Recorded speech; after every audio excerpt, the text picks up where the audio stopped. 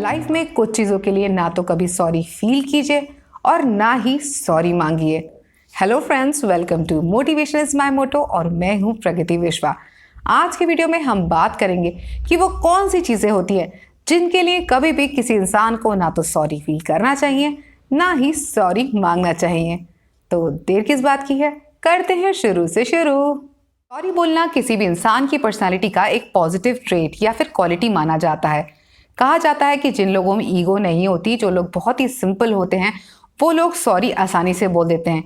इसीलिए एक अच्छी बात को प्रैक्टिस कराने के लिए बचपन से ही हमें ये कहा जाता है कि गलती करने पर सॉरी बोलना चाहिए, और सॉरी इसलिए भी बोलना चाहिए ताकि आप उस गलती को रिपीट ना करें और साथ ही आप दूसरों के इमोशंस की रिस्पेक्ट कर पाएं। इसीलिए सॉरी हमसे बार बार बुलवाने की प्रैक्टिस की जाती है। तो ये है एक हेल्दी हैबिट जो हमें अच्छा बनाने के लिए बहुत ज़रूरी होती है।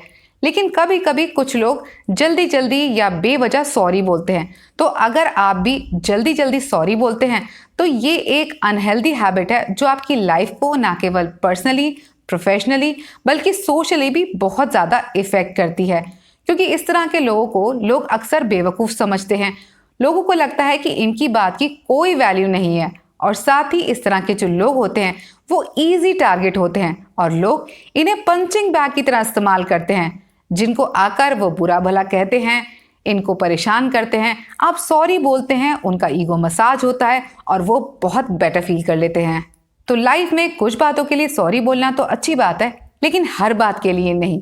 आज के वीडियो में हम बात करने वाले हैं उन 5 चीज़ों के बारे में जिनके लिए किसी भी इंसान को कभी भी किसी के भी सामने माफ़ी नहीं मांगनी चाहिए। तो इसमें आता है सबसे पहला पॉइंट, अपीयरेंस, यानी कि आप बाहर से कैसे दिखते हैं। देखिए, अगर आप देखने में सुंदर हैं या कम सुंदर हैं, या फिर आप में फिजिकली कोई प्रॉब्लम है या डिसेबिलिटी है, आपको इसके लिए किसी के सामने भी ना तो शर्मिंदा होने की ज़रूरत है, ना सर झुकाने की ज़रूरत है, और ना ही किसी से माफ़ी मांगने की ज़रूरत है। ऐसा इसलिए क्योंकि आप कैसे पैदा हुए हैं इसमें आपका कॉन्ट्रीब्यूशन नहीं है।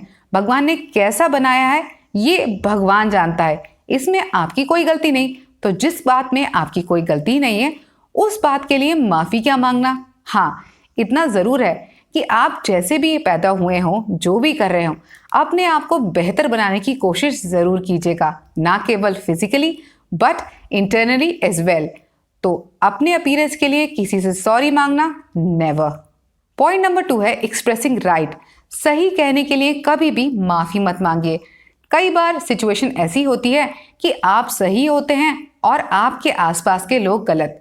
तो ऐसी जगहों पे अधिकतर लोग चुप रहना प्रेफर करते हैं, लेकिन कुछ लोग हिम्मत करते हैं और सही बात कहते हैं। लेकिन क्या होता है कि जब ज़्यादातर लोग आपकी बात को सुनते हैं तो वो कहीं ना कहीं आपको हैरेस करते हैं, आपका मजाक बनाते हैं, और ऐसे में लोग हैरेस होके चुप हो जाते हैं और अपनी ही सही बात को माफ़ी मांगकर ख़त्म करते हैं।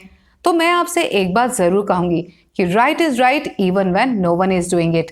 इसीलिए ज़रूरी नहीं कि अगर किसी काम को अकेला इंसान कह रहा है तो वो गलत हो, और जिस काम को बहुत सारे लोग कह रहे हैं और कर रहे हैं वो सही हो। क्योंकि सच सच होता है और सच कभी भी छुपाया नहीं जा सकता। इसीलिए सच को कहने के लिए कभी भी इंसान को सर नहीं झुकाना चाहिए और ना ही किसी के सामने शर्मिंदा होकर माफ़ी मांगनी चाहिए। सही कहने के लिए माफ़ी नो वेज। पॉइंट नंबर 3 है अपने एथिक्स, अपने वैल्यूज़, अपने मॉरल्स, अपने प्रिंसिपल्स और अपने पर्सनल और रिलीजियस बिलीव्स के लिए किसी से भी माफ़ी मत मांगिए। ऐसा इसलिए क्योंकि ये आपके पर्सनल चीज़ें हैं, ये आपकी अपनी ज़िंदगी के लिए है। ये आपकी ज़िंदगी को कैसा बना रही है ये आपकी पर्सनल प्रॉब्लम है। इसलिए किसी भी इंसान को इसके बारे में क्लैरिफिकेशन देना या जस्टिफिकेशन देना बहुत ही बड़ी बेवकूफ़ी है। इसीलिए इस तरह की चीज़ों के लिए माफ़ी मांगना नो वेज। नंबर 4 पॉइंट है पॉजिटिव चेंज लाने के लिए कभी भी सॉरी फील मत कीजिए। कई बार कुछ लोग आपकी ज़िंदगी के लिए बहुत नुकसानदायक होते हैं, वो आपकी ज़िंदगी में पॉजिटिव चेंज आने ही नहीं देना चाहते। तो इस तरह के लोगों को अपनी ज़िंदगी से दूर करिए, और उन्हें अपनी ज़िंदगी से दूर रखने के लिए ना तो शर्मिंदा होइए और ना ही उनसे माफ़ी मांगिए। ऐसा इसलिए क्योंकि अगर आप इन्हें अपनी ज़िंदगी में रखेंगे तो आपकी ज़िंदगी बर्बाद तो होगी, साथ ही ये वही लोग हैं जो आपकी बर्बादी पे सबसे ज़्यादा खुश होंगे। तो मैं आपसे इतना कहूंगी कि never say sorry in standing up for yourself. Last point है never say sorry for your failures. कई बार लाइफ में ऐसा होता है कि हम बहुत मेहनत करते हैं, ईमानदारी से मेहनत करते हैं, लेकिन हम उस काम में सक्सेसफुल नहीं हो पाते और आसपास के लोगों को कहीं ना कहीं हम पर हंसने का, हमारा मजाक बनाने का या हमें हैरेस करने का मौका मिल जाता है और ये लोग इस काम को बखूबी करके हमें बुरा फील कराते हैं। अगर ऐसा होता है आपके साथ तो मैं आपको कहूंगी कि ऐसी सिचुएशन में कभी भी ना तो सॉरी फील कीजिए और ना ही किसी से सॉरी मांगिए।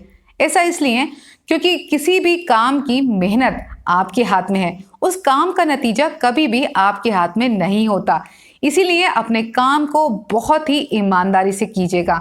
याद रखिएगा कि जो इंसान किसी भी काम को बहुत ईमानदारी से करता है उसके हाथ जिंदगी में कभी भी खाली नहीं रहते। इसीलिए आपसे कहूंगी कि अपने काम को पूरी ईमानदारी के साथ कीजिएगा। अपने फेलियर से सीख कर अपनी जिंदगी में आगे बढ़िए। हो सकता है जिंदगी में कुछ बड़ा और बहुत बेहतर आपका इंतजार कर रहा हो। तो नो मोर फेलियर्स के लिए सॉरी फील करना। चलते चलते वीडियो को कंक्लूड करूंगी अपनी लिखी 2 पंक्तियों से और आपसे इतना कहूंगी कि कभी पेशानी को, कभी हाथों की लकीरों को पढ़ा करते हो। ये तुम्हारे अंदर की शख्सियत है जिसे हर रोज लड़ा करते हो।